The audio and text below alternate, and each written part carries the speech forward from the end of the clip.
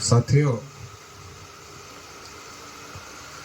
राष्ट्रीय पिछड़ा वर्ग मोर्चा के द्वारा पूरे देश भर में पिछड़े वर्ग के लोगों को एक साथ चल रहा है। क्योंकि इस देश में जो पिछड़ों की आबादी है, अभी बिहार में जो गिनती हुई उसके मुताबिक जो पिछड़ों की आबादी है वो लगभग 64% है। मतलब 64% के आसपास बिहार में ओबीसी एमबीसी समाज के लोग हैं। अगर पूरे देश भर में इसकी गिनती हो तो पूरे देश भर में ये आबादी 65% के आसपास हो सकती है। मतलब देश में ओबीसी की जो आबादी है वो आबादी 65% के आसपास है। लेकिन इतनी बड़ी आबादी वाले जो लोग हैं, उन्हीं के साथ इस देश में सबसे ज्यादा अन्याय और अत्याचार भी हो रहा है। सबसे ज्यादा हक अगर किसी का खाया जा रहा है तो वह हक किसका खाया जा रहा है? शेड्यूल कास्ट की आबादी जब संविधान बनाया गया तो 15% थी। तो शेड्यूल कास्ट के लोगों को 15% रिजर्वेशन मिला। शेड्यूल ट्राइब की आबादी जब संविधान बना तो 7.5% थी, तो शेड्यूल ट्राइब के लोगों को 7.5% रिजर्वेशन मिला। ब्राह्मण और जो ऊंची जाति है उनकी आबादी लगभग 10% इस देश में होगी आज की तारीख में, और ईडब्ल्यूएस के नाम पर उनको भी 10% रिजर्वेशन मिल गया। लेकिन इस देश में जिसकी आबादी 65% है, क्या उनको उनका हक अधिकार मिला? लोकतंत्र तो है देश में, वोट से सरकार बनती है, वोट हमारा ज्यादा है, मगर ज्यादा वोट होने के बावजूद हमें हमारे अधिकार क्यों नहीं मिल रहे? क्या कभी सोचा हम लोग? वोट तो हम भी डालते हैं। इसीलिए मैं ये कहता हूं कि इस देश में 7 अजूबे किताबों में हम लोगों को पढ़ाए गए कि दुनिया में 7 अजूबे। तो मैंने पिछड़े वर्ग के लोगों को कहा कि दुनिया में 7 अजूबे हैं, मगर 8वें अजूबे की गिनती दुनिया वालों ने नहीं किया। वो 8वां अजूबा भारत का ओबीसी है, पिछड़ा वर्ग है, जिसकी आबादी इस देश में इतना ज्यादा होने के बावजूद, देश में लोकतंत्र होने के बावजूद, इसके वोट से सरकार बनने के बावजूद इसको इसका हक अधिकार नहीं मिलता है। तो दुनिया के 8वें अजूबे हम लोग। तो हम ये 8वें अजूबे क्यों बने हुए हैं? क्योंकि हमारी संख्या ज्यादा है, मगर हमको गाइड करने वाला, सही दिशा दिखाने वाला, सही रास्ता दिखाने वाला कोई संगठन देश में नहीं। संख्या ज्यादा है, लेकिन उस संख्या को जब सही दिशा नहीं दिखाई जाती है तो जिन लोगों ने हमारे हक अधिकारों पर कब्जा किया है वही लोग हमको गलत दिशा दिखाकर हमारा सहयोग, हमारा सपोर्ट लेते हैं और फिर हमें ही हमारे हक अधिकार से वंचित करने का काम करते हैं। ओबीसी के लोगों को इस बात को समझना पड़ेगा, इस बात को तय करना पड़ेगा कि ओबीसी का दोस्त कौन है और ओबीसी का दुश्मन कौन है। 75 साल संविधान लागू होने को हो गया, संविधान में हमारे अधिकार लिखे हैं, हमको नहीं मिल रहे हैं, लेकिन हम तय नहीं कर पाए कि हमारा दोस्त कौन है और हमारा दुश्मन कौन है। हमें यह तय करना पड़ेगा, हमें यह समझना पड़ेगा कि हमारी दोस्ती किससे हो सकती है और किससे नहीं हो सकती। ओबीसी लोगों की दोस्ती ब्राह्मणों से ज्यादा है। ब्राह्मणों से बहुत बढ़िया दोस्ती। बच्चा हम पैदा करते हैं, नाम पंडित से पूछ कर रखते हैं। बच्चे को पढ़ा लिखा कर ग्रेजुएट, पोस्ट ग्रेजुएट बनाते हैं। फिर शादी की तारीख रखने का समय आता है तो तारीख पंडित के पूछ के रखते। फिर शादी अनपढ़ ब्राह्मण करवाता है, और फिर घर बनाते हैं तो गृह प्रवेश किससे करवाते? उन्हीं से करवाते। ये करते करते मर जाते हैं तो मरने के बाद ये गुलामी विरासत में अपने बच्चे को सौंप कर जाते। जैसे बाप मर जाता है, बेटा पंडित के पास जाता है और पंडित को कहता है कि पिताजी की आत्मा को शांति मिली कि नहीं मिली। आप पंडित जी अगर कह दे कि पिताजी की आत्मा को शांति मिल गई है तो पंडित का धंधा कैसे चलेगा, रोजी रोटी बंद। इसलिए ज्योतिबा फूले ने लिखा कि जैसे बाल काटना नाई का धर्म नहीं है, धंधा है, वैसे कर्मकांड करना ब्राह्मण का धर्म नहीं है, धंधा है। लेकिन धंधा को हम लोगों को धर्म समझाया गया है। हर धंधे की चीज को हमें धर्म समझाया गया है और हम धर्म मानकर करते हैं और धंधा मानकर वो फायदा उठाने का काम करते हैं। तो ये चल रहा है। तो हमारी उनके साथ दोस्ती, जो जिंदा तो खाते ही खाते हैं, मरने के बाद भी नहीं छोड़ते। मरने के बाद जब बेटा चला जाता है और पूछता है तो पंडित कहता भटक रही आत्मा। भटक रही तो क्या करना पड़ेगा शांत होने के लिए? इतने को खिलाना पड़ेगा, ये दान देना पड़ेगा। फिर हर साल पितर पक्ष में जो जो हमको दोगे ऊपर पिताजी को मिलेगा। अरे जिंदा भी खा रहा है, मरने के बाद भी खा रहा है। क्या कभी हम लोगों ने सोचा कि ये धर्म है कि ये मूर्ख बनाकर हमको ठगा जा रहा है, हमको लूटा जा रहा है? क्या कभी सोचा हम लोगों ने? दोस्ती तो हम किए हुए। पंडित और ओबीसी की दोस्ती सांप और नेवले की दोस्ती नहीं है, ये घोड़े और घास की दोस्ती है। ये दोस्ती तब तक चलती है जब तक घोड़े को भूख नहीं लगती है, तब तक दोस्ती चलती। जब घोड़े को भूख लगेगी तो चारा तो चाहिए उसको, तो चारा तो आपको ही बनाएगा। पहले भाईचारा का नाम बनाएगा और फिर चारा बनाकर आपको खाएगा। पहले कहेगा भाईचारा, फिर भाई हट जाएगा और चारा बनाकर खा लेगा। नहीं तो आप बताइए इस देश में किसको परेशानी है कि ओबीसी की जितनी संख्या है उतना अधिकार नहीं मिलना चाहिए? किसको परेशानी? मुसलमान को परेशानी है, क्रिश्चियन को परेशानी है, सिख को परेशानी है। किसको परेशानी है? शेड्यूल कास्ट के आदमी को परेशानी है, शेड्यूल ट्राइब के आदमी को परेशानी है कि ओबीसी को अधिकार नहीं मिलना चाहिए। किसको समस्या है? आपको अधिकार मिलने से किसको समस्या है? बिहार में जब गणना किया गया तो कौन लोग गए थे हाई कोर्ट और सुप्रीम कोर्ट में? किसको परेशानी हुई थी? किसके पेट में दर्द हुआ था?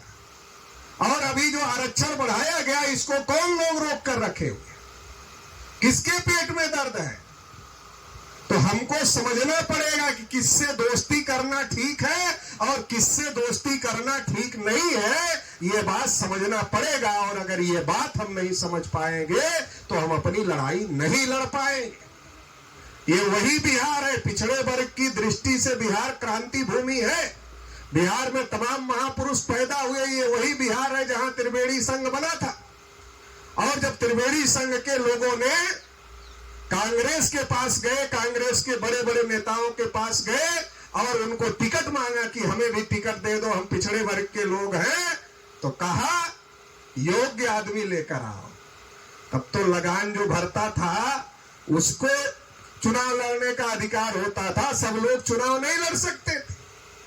जब योग्य आदमी ढूंढ कर ले गए तो कहा खद्दरधारी आदमी लाओ, और जब खद्दरधारी आदमी ढूंढ कर ले गए तो कहा आजादी की लड़ाई में जो जेल गया हो ऐसा आदमी लाओ, और जब जेल गए हुए आदमी को लेकर के गए तो कहा वहां जाकर साग भाटा बोना है क्या? वहां जाकर गेहूं चावल पैदा करना है कि जाकर भैंस चराना है? त्रिवेणी संघ के लोगों ने कहा हम खुद ही कैंडिडेट खड़ा करें। इसी बिहार में जगदेव बाबू ने जब आंदोलन चलाया और कहा 100 में 90 शोषित है, 90 भाग हमारा है, धन धरती और राजपाट में 90 भाग हमारा है, शोषितों ने ललकारा है 90 भाग हमारा है, तो किन लोगों को दिक्कत हुई और किन लोगों ने उनकी हत्या करवाई? किन लोगों को दिक्कत हुई? हम कब समझ पाएंगे कि हमारा दोस्त कौन है और हमारा दुश्मन कौन है?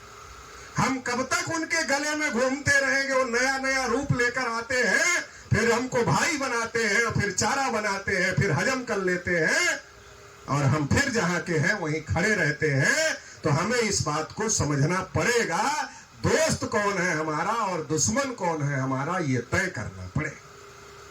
हमें ये बताया जाता है कि मुगल बहुत क्रूर थे, वो मुगल बहुत खराब थे, ये तो बताया जा रहा है, किताब में भी पढ़ाया जा रहा है, सिलेबस में भी परिवर्तन किया जा रहा है, ये बताया जा रहा है हमें मुगल बहुत खराब थे और ये मुगल बहुत क्रूर थे। लेकिन क्या मुगलों ने वर्ण व्यवस्था बनाई? क्या मुगलों ने जाति व्यवस्था बनाई? क्या मुगलों की वजह से आज कोई ऊंचा है कोई नीचा है? और जो इटावा में कथावाचक के साथ घटना हुई, वो क्या मुगलों ने किया कि अंग्रेजों ने किया, या फिर ब्राह्मणों ने किया? और इन्होंने किया तो क्यों किया? आज राष्ट्रपति को मंदिर में नहीं जाने देते, किसी के मूंछ रखने की वजह से पीटते हो, तो किसी को घड़ा छूने की वजह से हत्या करते हो। ये क्रूरता मुगलों की है कि अंग्रेजों की है? आज तो समस्या ये है, मुगल तो मर गए, खप गए, जो बचे खुचे थे पाकिस्तान चले गए, अब भारत में मुगल नहीं, जो बचे हैं वो मुसलमान हैं, और जो मुसलमान हैं वो यही से कन्वर्टेड है, SC ST OBC से कन्वर्टेड है, इस जुल्म जाति से तंग आकर। जिसको कबीर पंथ मिला कबीर पंथ में चला गया, जिसको रविदास पंथ मिला रविदास पंथ में चला गया, जिसको सिख धर्म मिला, यही पटना से गुरु गोविंद सिंह ने लड़ाई लड़ी। सिख धर्म इतना ज्यादा बढ़ा, क्यों बढ़ा? क्योंकि ये जो गंदगी थी यहाँ, जाति व्यवस्था, वर्ण व्यवस्था, छुआछूत, ऊंच नीच की, इस गंदगी से लोग बाहर निकलना चाहते थे, लोगों का दम घुट रहा था, जिसको जो रास्ता मिला उधर चला गया। आज भारत में इतनी बड़ी संख्या में मुसलमान हैं तो इसी वजह से है कि इस गंदगी से लोग बाहर निकलना चाहते थे, और जो रास्ता मिला उस रास्ते पे लोग चले गए। तो ये तो अरब ईरान से नहीं आए, वो तो मुगल नहीं है, मुगल तो मर गए, खप गए, खत्म हो गए, अंग्रेज खत्म हो गए। लेकिन आज जो समस्या है उससे कौन लड़ेगा? आज भी हमें कहा जा रहा है बाबर से लड़ो, अकबर से लड़ो, औरंगजेब से लड़ो। अरे अब आज क्या लड़े? आज उसका राज थोड़े ही है, अरे उसका राज तो खत्म हो गया। आज तो हमें लड़ना है उससे जो बिहार में बढ़ा हुआ आरक्षण रोक कर रखा हुआ। कौन रोक कर रखा? कह रहे हो डबल इंजन की सरकार है। अरे भाई, डबल इंजन की सरकार है तो बिहार का आरक्षण रुका क्यों है? जो आरक्षण बढ़ाया गया OBC SC ST का, वो रुका क्यों है? वो लागू क्यों नहीं हो रहा है? बिहार सरकार ने दे दिया तो केंद्र सरकार ने क्यों रोक कर रखा? केंद्र सरकार चाहे, अब ये भी मजे की बात है, OBC का आरक्षण बढ़ा तो सुप्रीम कोर्ट कह रहा 50% से ज्यादा आरक्षण नहीं हो सकता, हाई कोर्ट कह रहा, इसलिए OBC का बढ़ा आरक्षण लागू नहीं होगा, SC ST का बढ़ाया गया आरक्षण लागू नहीं होगा। लेकिन जब EWS आरक्षण 10% लागू किया गया, किसी हाई कोर्ट सुप्रीम कोर्ट ने नहीं कहा कि यह लागू नहीं। वो 10% भी तो 50% से ऊपर है, वो 10% उनका जायज है, और हमारा जो बढ़ाया गया 50% से ऊपर वो नाजायज है। ये कैसे हो सकता है? मगर ये हो रहा है। अगर केंद्र सरकार चाहे तो बिहार के आरक्षण को संविधान की 9वीं अनुसूची में डाल सकती है, और बिहार के आरक्षण को 9वीं अनुसूची में डाल करके न्यायिक हस्तक्षेप से मुक्त कर सकती है। जैसे तमिलनाडु का आरक्षण मिल रहा है, वैसे बिहार में भी आरक्षण जो बढ़ाया गया वो मिल जाए। अगर केंद्र सरकार चाहे तो और एक काम कर सकती, जो सुप्रीम कोर्ट ने कहा कि 50% से ज्यादा आरक्षण नहीं हो सकता, उसको रद्द करने वाला कानून पार्लियामेंट में ला सकती है, और वो कानून लाकर ये तय कर सकती है कि अब 50% से ज्यादा आरक्षण जायज है, और जिसकी जितनी संख्या है उसको उतना संख्या के अनुपात में हिस्सेदारी मिलेगी। ऐसा कानून सेंट्रल गवर्नमेंट ला सकती, लेकिन नहीं ला रही है। मोदी जी बिहार में आकर भाषण कर रहे हैं, कि हम जाति जनगणना करवा रहे हैं। राहुल जी आकर कह रहे हैं कि हमारे दबाव में सरकार ने करवा लिया, हमने दबाव डालकर करवा दिया। तो श्रेय लेने की तो होड़ मची है, लेकिन मामला जहां अटका हुआ है उसको आगे बढ़ाने के लिए कोई कोशिश नहीं हो रही है, केवल श्रेय लेने के लिए होड़ लगी।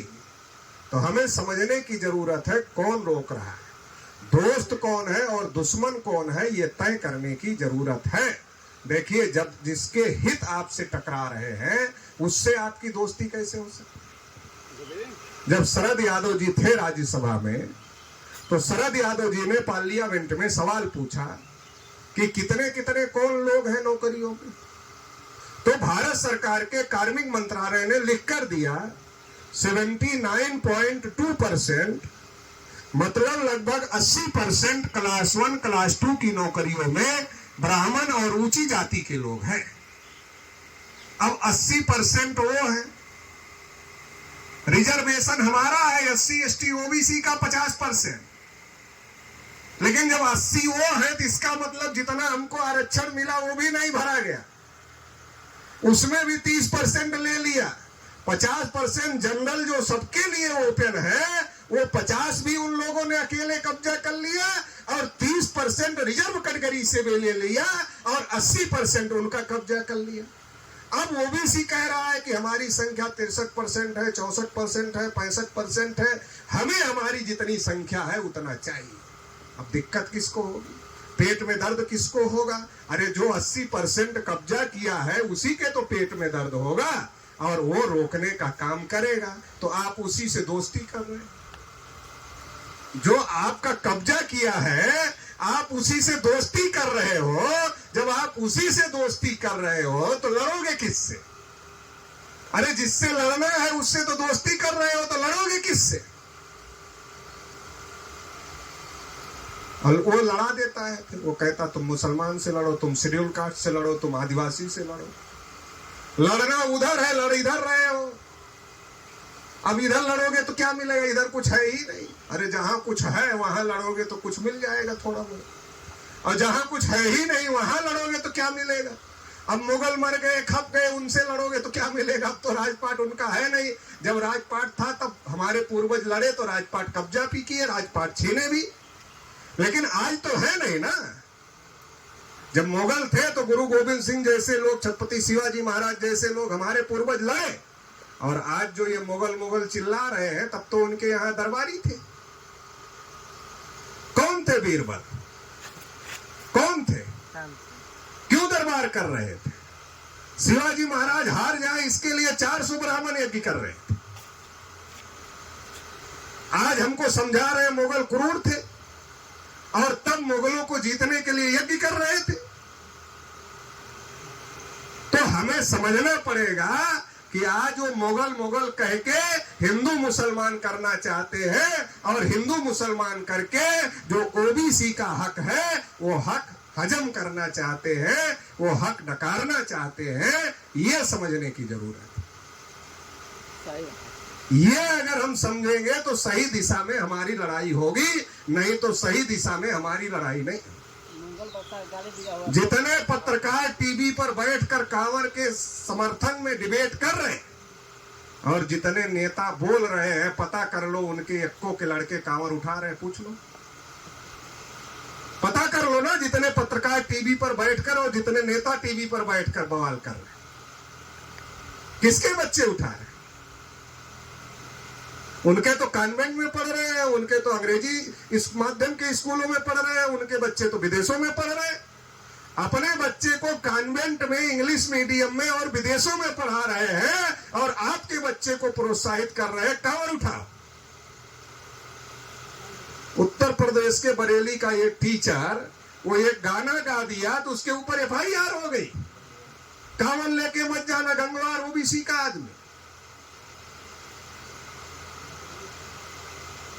तो हमको समझने की जरूरत है, और अगर हम नहीं समझेंगे तो हमारी आने वाली पीढ़ियों को बर्बाद करने के काम पर ये लोग काम कर रहे हैं।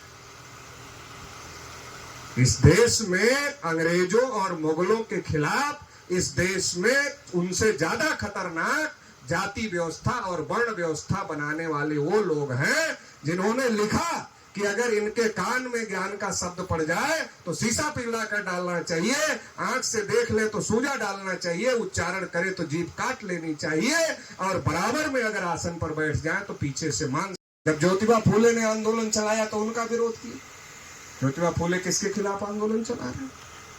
ज्योतिबा फूले यही तो कह रहे थे कि भाई शूद्रों अछूतों को जो पढ़ने का अधिकार नहीं है उनको मिलना चाहिए, और पढ़ाने का काम कर रहे। तो क्या गलत कर रहे? उनके खिलाफ यही लोग थे। साहू महाराज ने जब आरक्षण लागू किया तो उनके खिलाफ यही लोग थे। और बाबा साहब डॉक्टर अंबेडकर जब हम लोगों के हक अधिकार की लड़ाई लड़ रहे थे तो उनके खिलाफ यही लोग थे।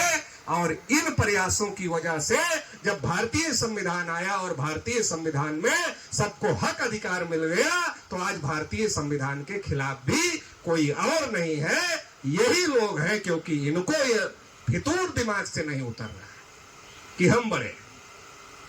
इन्होंने लिखा कि हम मुंह से पैदा हुए इसलिए बड़े। इन्होंने लिखा कि हम मुंह से पैदा हुए इसलिए बड़े। अब ऐसे लोगों को क्या कहें जो मुंह से पैदा हुए? अरे मुंह से कोई पैदा होता है? मुंह से पैदा होता कोई? अब जिनको ये फितूर सवार है दिमाग में, सनक सवार है कि हम मुंह से पैदा हुए इसलिए बड़े हैं, इन्हें जाहिल के अलावा क्या कहा जा सकता है? तो जाहिल लोग। और ऐसी सोच रखने वाले लोग जाहिलों की जमात के लोग। ये जो जाहिलों की जमात की सोच वाले लोग हैं, ये लोग इसी दुनिया कहां चली जा रही? चांद पर, मंगल पर, यहां वहां, कहां दुनिया जा रही? और इनकी सुई कहां अटकी? वर्ण व्यवस्था है, 4 वर्ण है, हम सबसे ऊपर हैं, बाकी सब हमसे नीचे हैं, हम ही बड़े रहने चाहिए, सब नीच रहने चाहिए, सब अछूत रहने चाहिए, गुलाम रहने चाहिए, उसका छुआ नहीं खाना है, उसको बराबरी में बैठने नहीं देना है, उसको पढ़ने नहीं देना है। इनकी सुई यहां अटकी हुई। कितने बैकवर्ड लोग हैं। दुनिया के लोग ज्ञान विज्ञान में आगे जा रहे हैं, खोज कर रहे हैं तमाम, और इनकी सुई यहां अटकी हुई है। हिंदू मुसलमान, हिंदू मुसलमान, हिंदू मुसलमान।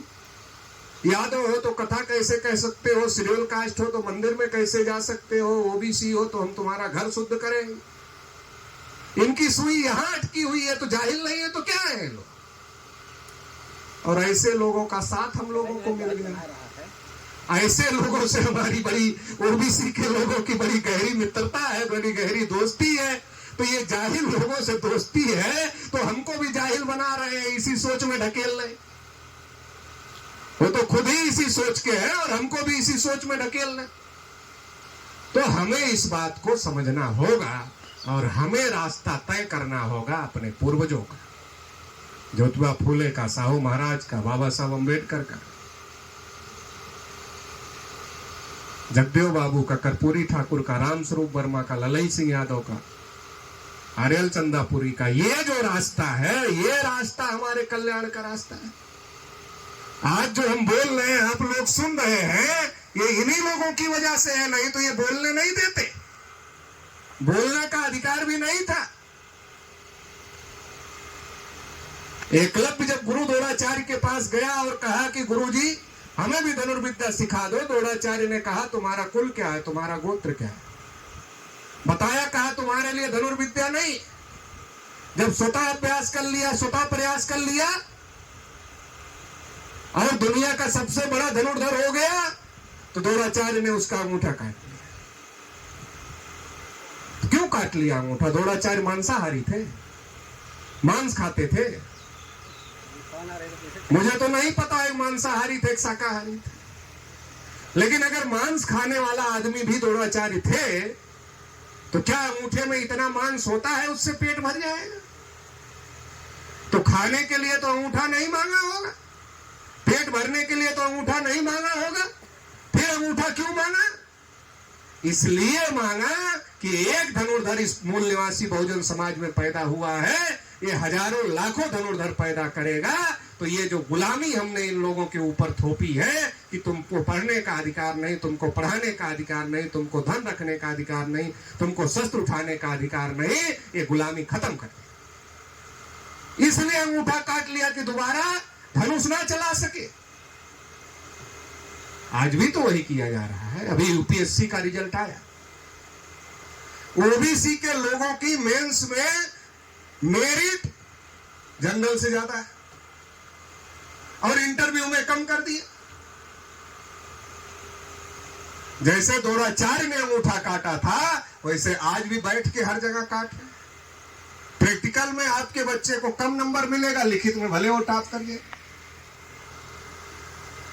तो हम कब जागेंगे, कब समझेंगे? हमको जाति के नाम पर, धर्म के नाम पर बहकाया जा रहा है, भाषा के नाम पर, क्षेत्र के नाम पर बहकाया जा रहा है। हम कब समझेंगे? संविधान लागू हुए 75 साल हो गए। अगर हम संविधान को समझ गए होते तो आज एक भी अधिकार ऐसा नहीं है जो हम नहीं ले लेते और हम इस देश के शासक हो जाते, क्योंकि हमारी संख्या ज्यादा है। लेकिन हम संविधान कहां पढ़ते हैं, हम संविधान कहां समझ पाते हैं? संविधान में लिखे अधिकार हम कहां जानते? हमको तो बता दिया गया डॉक्टर अंबेडकर तो शेड्यूल कास्ट के नेता थे, तुम्हारे कुछ नहीं लगते, हमने मान लिया। हमको पता ही नहीं था कि आर्टिकल 340 बाबा साहब डॉक्टर अंबेडकर ने लिखा भारतीय संविधान, जिसकी वजह से ओबीसी के लिए कालेलकर कमीशन बना, फिर मंडल कमीशन बना और फिर ओबीसी को 27% आरक्षण मिला। क्योंकि ये आप ना जानो, ये आप जान जाओगे तो एससी एसटी ओबीसी इकट्ठा हो जाएंगे और एससी एसटी ओबीसी इकट्ठा हो जाएंगे तो 74.5% हो जाएंगे और फिर इनके साथ माइनॉरिटी जुड़ जाएगा तो इस देश में ये बहुसंख्यक हो जाएंगे और ये जैसा चाहेंगे वैसा देश चलेगा। ये टेंशन ब्राह्मणों को पहले भी थी और ये टेंशन अभी भी है। जब देश आजाद हुआ तो सबसे बड़ा खतरा ब्राह्मणों के सामने था कि अब ब्राह्मण आजाद भारत में राज कैसे करें। तो ब्राह्मणों ने सोचा एससी का नहीं रोक पाए 15% आरक्षण, एसटी का नहीं रोक पाए 7.5% आरक्षण। अब अगर ओबीसी को भी मिल गया तो ये एससी एसटी ओबीसी एकजुट हो जाएंगे तो ये 74.5% हो जाएंगे और माइनॉरिटी इनके साथ आ जाएगा तो देश में इनकी सत्ता हो जाए। तो उन्होंने सोचा इसको रोकना होगा। रोकने के लिए ब्राह्मण सत्ता में बने रहे, इसके लिए ओबीसी का जो कालेलकर कमीशन की रिपोर्ट थी उसको नेहरू जी ने रद्दी की टोकरी में डलवा दिया, इसलिए कि ओबीसी को अधिकार मिलेगा तो एससी एसटी ओबीसी एक साथ हो जाए। नहीं तो हम ओबीसी को समझाते रहेंगे, जब ओबीसी को आरक्षण नहीं रहेगा तो ओबीसी को समझाते रहेंगे, अरे तुमको नौकरी क्यों नहीं मिल रही है? अरे एससी एसटी वाले आरक्षण कोटे से सब नौकरी ले रहे हैं इसलिए तो तुमको नहीं मिल रही। बहुत दिन तक झगड़ा लगवाया इसके, बहुत दिन तक झगड़ा करवाया इसके नाम पर। तो वो लोग तोड़ना चाहते थे और हमारे पुरखे जोड़ना चाहते थे। जब बाबा साहब डॉक्टर अंबेडकर लखनऊ में गोलमेज सम्मेलन जब लखनऊ में अपना सम्मेलन कर रहे थे तो ओबीसी के लोग उनसे मिलने के लिए गए और बाबा साहब अंबेडकर को कहा कि डॉक्टर अंबेडकर, आप जैसा नेतृत्व शेड्यूल कास्ट के लोगों को मिला इसलिए उनको अधिकार मिला, हमारे ओबीसी में ऐसा कोई नेतृत्व नहीं है, इसलिए आप हमारा भी नेतृत्व करें। तो बाबा साहब डॉक्टर अंबेडकर ने मंच से कहा कि जिस दिन ओबीसी और शेड्यूल कास्ट के लोग एक साथ हो गए उस दिन गोविंद बल्लभ पंत जैसे ब्राह्मण आपके जूते का फीता खोलने में भी गर्व महसूस करें। गोविंद बल्लभ पंत कोई अहरे गहरे ब्राह्मण नहीं थे, उत्तर प्रदेश के मुख्यमंत्री थे उस समय। बाबा साहब ने कहा, जब बाबा साहब अंबेडकर ने कानून मंत्री पद से इस्तीफा दिया तो बिहार से चलकर आर्यल चंदापुरी जी बाबा साहब डॉक्टर अंबेडकर के पास गए और बाबा साहब डॉक्टर अंबेडकर को कहा कि आपने ओबीसी के अधिकार के लिए इस्तीफा दिया है, ये जानकारी हमको मिली है, इसलिए हम चाहते हैं पिछड़े वर्ग के लोगों की एक सम्मेलन, एक सभा पटना के गांधी मैदान में हम बुलाना चाहते हैं और आपको उसमें मुख्य अतिथि के तौर पर बुलाना चाहते हैं। बाबा साहब अंबेडकर ने उनका निमंत्रण स्वीकार किया क्योंकि बाबा साहब अंबेडकर चाहते थे कि हम लोग मिलजुल कर लड़ाई लड़ने का काम करें। तो बाबा साहब डॉक्टर अंबेडकर ने निमंत्रण स्वीकार किया लेकिन उस समय के ब्राह्मणों को यह बात हजम नहीं हुई और बाबा साहब अम्बेडकर के ऊपर पत्थर फेंकवाने का काम किया। तो वो तोड़ना चाहते हैं, क्योंकि उनको पता है कि इनको ये आपस में लड़ेंगे तो हमसे नहीं लड़ेंगे, तो हम इनके अधिकार पर कब्जा कर रहे हैं। और अगर ये आपस में इकट्ठा हो गए तो अपने हक अधिकार के लिए लड़ेंगे, अपने हक अधिकार के लिए लड़ेंगे तो इनका हक अधिकार छोड़ना पड़ेगा।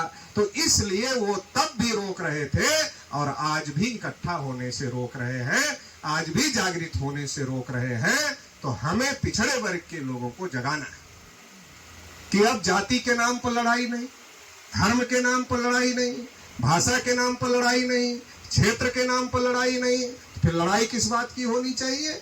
हमारे हक अधिकार की लड़ाई होनी चाहिए। जिसकी जितनी संख्या है उसको उतना हक मिलना चाहिए, इस बात की लड़ाई होनी चाहिए। अगर इस बात की लड़ाई हो तो ओबीसी जो 63% से ज्यादा बिहार में है उसको इतनी % नौकरियां मिल जाएंगी, इतने % विधायक उसके चले जाएंगे, इतने % सांसद उसके चले जाएंगे, उतने % मंत्री बन जाएंगे, उतने % जगह जमीन में हिस्सेदारी मिल जाएगी। अगर सब जगह इतनी मिल गई तो हमारी समस्याओं का समाधान होगा कि नहीं होगा? समस्याओं का समाधान ही नहीं होगा, बल्कि इस देश को चलाने वाले भी हम मूल्यवासी बहुजन समाज के लोग बन जाएंगे। तो ये लड़ाई लड़ने की जरूरत है, ये बात ओबीसी के लोगों को समझाने की जरूरत है, ये बात ओबीसी के लोगों को बताने की जरूरत है कि भाई हमको क्यों नहीं मिल रहा है, जब सबको मिल रहा है तो हमको क्यों नहीं मिल रहा? जिसकी जितनी संख्या है उसको उतना सबको मिल गया, ओबीसी को छोड़कर सबको मिल गया, तो ओबीसी को क्यों नहीं मिल रहा? ये 50% केवल ओबीसी को रोकने के लिए, ये 50% से ज्यादा नहीं हो सकता है केवल ओबीसी को रोकने के लिए। और अगर ये डबल इंजन की सरकार है तो डबल इंजन क्या कर रहा है भाई? सेंटर में भी बहुमत है, स्टेट में भी बहुमत है, तो सेंटर्स में कानून लाया जा सकता है, मगर नहीं ला रही मोदी सरकार। तो इसलिए अब हम लोगों को इस बात को तय करना है कि अब ये लड़ाई होगी कि जिसकी जितनी संख्या भारी उसकी उतनी हिस्सेदारी। राष्ट्रीय पिछड़ा वर्ग मोर्चा पूरे देश भर में इस लड़ाई को लड़ने का काम कर रहा है और उस लड़ाई का आज नतीजा है कि जिस कांग्रेस पार्टी के लोगों ने देश आजाद होते ही ओबीसी की जनगणना रोक दिया। क्यों रोक दिया? क्योंकि हर 10 साल में आंकड़ा आता कि ब्राह्मण 3.5% है, ओबीसी 52% है, ब्राह्मण 3.5% है, ओबीसी 52% है, ब्राह्मण 3.5% है, ओबीसी 52% है। जब हर 10 साल में ये आंकड़ा आता तो एक बार ओबीसी के दिमाग की बत्ती नहीं जलती, 2 बार ओबीसी के दिमाग की बत्ती नहीं जलती, 3 बार ओबीसी के दिमाग की बत्ती नहीं जलती, लेकिन एक समय ऐसा आता कि ओबीसी के दिमाग की बत्ती जलती कि अरे भाई ये 3.5%, हम 52%, यही राज कर रहे हैं और हम 52% वाले बेकार हैं। तो 52% वाले संगठित होते और संगठित होते तो क्या होता? वो देश की सत्ता व्यवस्था पर कब्जा करते। तो दिमाग लगाकर नेहरू जी ने रोक दिया, नेहरू जी के बाद इंदिरा जी ने रोक दिया, इंदिरा जी के बाद नरसिम्हा राव ने रोक दिया, फिर अटल बिहारी ने रोक दिया। जब जब जनगणना हुई ब्राह्मण होते हैं। फिर 2011 में मनमोहन सिंह थे मगर प्रणब मुखर्जी ने रोक दिया, वो भी बंगाली ब्राह्मण थे। और फिर जब से मोदी जी प्रधानमंत्री बने हुए जनगणना ही रोक कर रख दिया। हम लोगों ने भारत बंद किया, दबाव पड़ा, लगा कि चुनाव हार जाए, कहीं दिक्कत हो जाएगी। 24 के चुनाव में तो सीटें कम हो गई है, आगे राज्यों के चुनाव है, तो कहा करेंगे, तो कब करेंगे? 2027 में शुरू करेंगे, अभी नहीं करेंगे। तो बिहार का चुनाव निकल जाएगा, बंगाल का चुनाव निकल जाएगा, कई राज्यों का चुनाव निकल जाएगा, फिर यूपी का चुनाव निकल जाएगा, फिर करते करते 29 आ जाएगा तो लोकसभा का चुनाव भी आ जाएगा। फिर उसके बाद करना है नहीं करना है, क्या करना है देख ले। तो करने से ज्यादा चुनाव जीतने के लिए मूर्ख बनाने का कार्यक्रम लग रहा है। नहीं तो जनगणना 2021 में होनी चाहिए थी, समय 21 में था। चलो 21 में आपने कहा कोविड है, मगर सब काम किए, चुनाव हुआ, सब कुछ हुआ। 21 निकल गया, 22 निकल गया, 23 निकल गया, 24 निकल गया, 25 चल रहा है। तो पता चलता है कि बेईमानी करना है। और अभी जो गजट निकाला, जनगणना के लिए जो गजट निकाला, गजट में लिखा है जाति जनगणना होगी। गजट में केवल लिखा है जनगणना शुरू होगी, ये नहीं लिखा कि जाति आधारित जनगणना होगी। तो धोखेबाजी तो हो गई। अगर गजट में लिखा जाता कि जाति आधारित जनगणना होगी, तब ये माना जाता कि सरकार ने फैसला ले लिया है और सरकार ने जनगणना का जो नोटिफिकेशन जारी किया उसमें जाति जनगणना लिखा हुआ है। मुंह से बोल रहे हैं जाति जनगणना करेंगे और जो जनगणना का नोटिफिकेशन निकाला उसमें जनगणना जाति जनगणना नहीं लिखा। तो इससे ये बात पता चलती है कि धोखेबाजी करने का मामला है। तो इसलिए ओबीसी का मजबूत संगठन बनाए बगैर इस धोखेबाजी से निपटा नहीं जा सकता है। अगर इस धोखेबाजी से निपटना है तो ओबीसी का मजबूत संगठन बनाना होगा। आज वामसेप के साथ सहयोग से, वामसेप के माध्यम से राष्ट्रीय पिछड़ा वर्ग मोर्चा ओबीसी का राष्ट्रीय स्तर का संगठन बन गया है। इसके आधार पर हम लोगों ने कई बार भारत बंद किए जाति जनगणना के लिए, जेल भर आंदोलन किए जाति जनगणना के लिए, और इसकी वजह से कांग्रेस जिसने रोका था और बीजेपी जिसने रोका था, दोनों को मजबूर होना पड़ा और ये कहना पड़ा कि हम जाति जनगणना के समर्थन में हैं। लेकिन ये दबाव और ज्यादा बढ़ना चाहिए। ये दबाव तब बढ़ेगा जब ये संगठन मजबूत होगा। जो संगठन आपकी लड़ाई लड़ रहा है, ये संगठन जब मजबूत होगा तब ये दबाव बढ़ेगा। इसलिए इस संगठन को जन जन का संगठन बनाना पड़ेगा। हर गांव में कमेटी बनानी पड़ेगी ताकि आने वाले समय में ओबीसी के हक अधिकारों के लिए बड़े पैमाने पर जन आंदोलन किया जा सके। तो इसके लिए हम लोग कोशिश कर रहे हैं। और इसी की कड़ी में जो छत्रपति साहू महाराज ने जिस दिन 26 जुलाई 1902 को पहली बार आरक्षण दिया था आरक्षण के इतिहास में, उस दिन को हम लोगों ने पटना में राष्ट्रीय पिछड़ा वर्ग मोर्चा का राष्ट्रीय अधिवेशन 26 जुलाई को रखा हुआ है। तो उसमें आप सभी को ज्यादा से ज्यादा संख्या में आना है। पूरी ताकत लगाकर जितना संख्या में आप लोग आ सकते हैं उससे ज्यादा संख्या में आप लोगों को आना है। दूसरा, ये जो लड़ाई चल रही है, ये लड़ाई कोई अडानी और अंबानी के पैसे पर नहीं चल रही। क्योंकि जो सहारा देता है वो इशारा करता है, इशारा ना मानो तो सहारा बंद कर देता है और मुंह के बल गिरना पड़ता है। तो हम लोगों ने यह तय किया कि ये लड़ाई अपने समाज के दम पर लड़ी जाएगी, किसी अडानी अंबानी के दम पर नहीं लड़ी जाएगी। तो समाज की लड़ाई समाज के दम पर, क्योंकि हमारा समाज बहुत बड़ा है। अगर थोड़ा थोड़ा भी लोग सहयोग करें इस लड़ाई के लिए तो अडानी अंबानी का भी मुकाबला किया जा सकता है। तो इसके लिए सभी को सहयोग भी करना है। क्योंकि लड़ाई हमारी, सहयोग दूसरों का। तो बोलेगा हमारे खिलाफ कौन है? कल से बंद, तो कल से बंद तो लड़ाई भी।